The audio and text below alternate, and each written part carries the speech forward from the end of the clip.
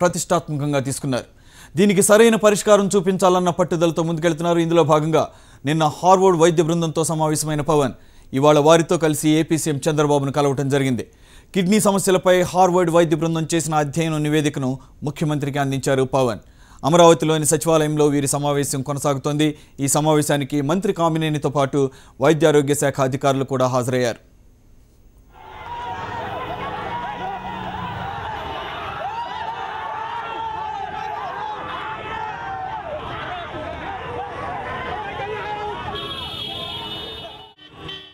అంతకుముందు విజయవాడలోని గన్నవరం విమానాశ్రయంలో పవన్కు ఏపీ మంత్రి కామినేని శ్రీనివాస్ స్వాగతం పలికారు. ఈ సందర్భంగా ఆయన అభిమానులు, జనసేన కార్యకర్తలు భారీ ఎత్తున ఎయిర్పోర్ట్కు తరలివచ్చి నినాదాలు చేశారు. ఎయిర్పోర్ట్ నుంచి వెలగపూడి వరకు దారి పొడవునా ఆహ్వానం పలుకుతూ పెద్ద ఎత్తున ఫ్లెక్సీలు కూడా ఏర్పాటు చేయడం జరిగింది.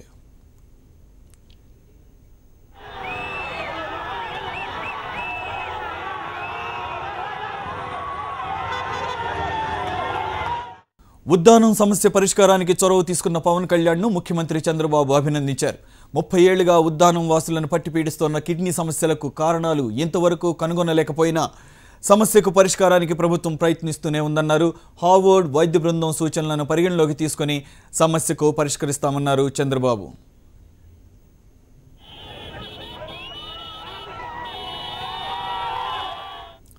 మరోవైపు ఉద్దానం కిడ్నీ సమస్య పరిష్కారానికి ప్రభుత్వం తీసుకున్న చర్యలపై ప్రెజెంటేషన్ ఇచ్చారు వైద్యారోగ్య శాఖ ముఖ్య కార్యదర్శి పూనం మాలకొండయ్య. ముందుగానే బాధితులను గుర్తించడం ద్వారా వ్యాధి నివారణ చేయవచ్చని భావించి 7 మండలాల్లో 15 ప్రత్యేక వైద్య బృందాలను ఏర్పాటు చేసినట్లుగా ఆయన తెలిపారు. ఇక లేటెస్ట్ అప్డేట్స్ కోసం మా కరెస్పాండెంట్ మధుతో మాట్లాడదాం. Madhu, very good afternoon. Madhu, Pawan కళ్యాణ్తో చంద్రబాబు భేటీకి సంబంధించినటువంటి లేటెస్ట్ అప్డేట్స్ ప్లీజ్.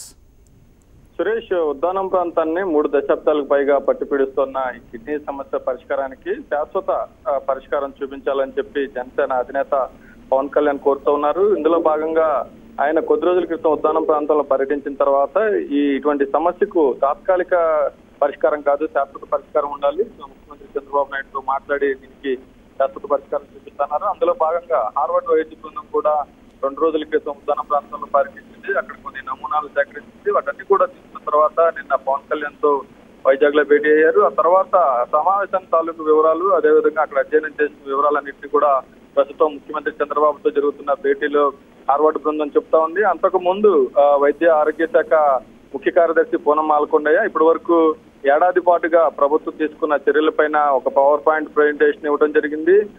30 సంవత్సరాలుగా ఉన్న సమస్యకు కారణాలు రకరకాల అధ్యయన సంస్థలు వెల్లడించిన వివరాలన్నింటినీ కూడా ఈ సమావేశంలో చెప్పారు.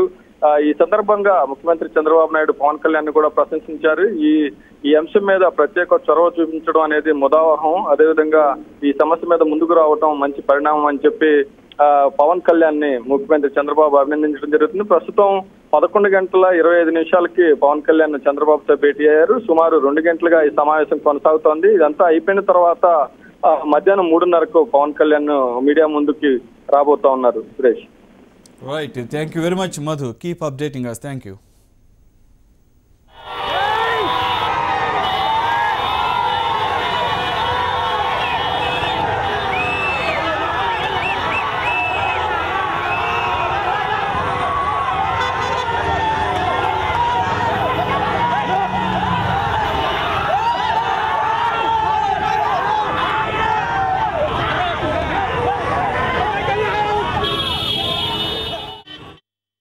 అది ఉద్దానం కిడ్నీ సమస్యను జనసేన అధినేత పవన్ కళ్యాణ్ చాలా ప్రతిష్టాత్మకంగా తీసుకున్నారు. దీనికి సరైన పరిష్కారం చూపించాలన్న పట్టుదలతో ముందుకెళ్లడం జరుగుతోంది. ఇందులో భాగంగా నిన్న హార్వర్డ్ వైద్య బృందంతో కూడా సమావేశమైన పవన్ ఇవాళ వారితో కలిసి ఏపీ సీఎం చంద్రబాబును కలిశారు.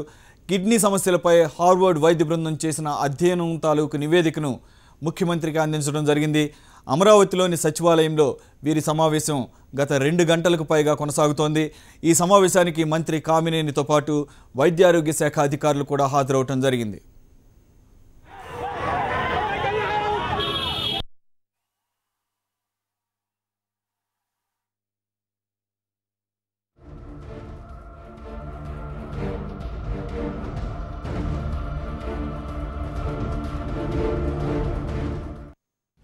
అంతకుముందు విజయవాడలోని గన్నవరం విమానాశ్రయంలో పవన్కు ఏపీ మంత్రి కామినేని స్వాగతం పలికారు. ఈ సందర్భంగా ఆయన అభిమానులు, జనసేన కార్యకర్తలు పెద్ద ఎత్తున హాజరై ఎయిర్పోర్టుకు తరలివచ్చి నినాదాలు చేశారు.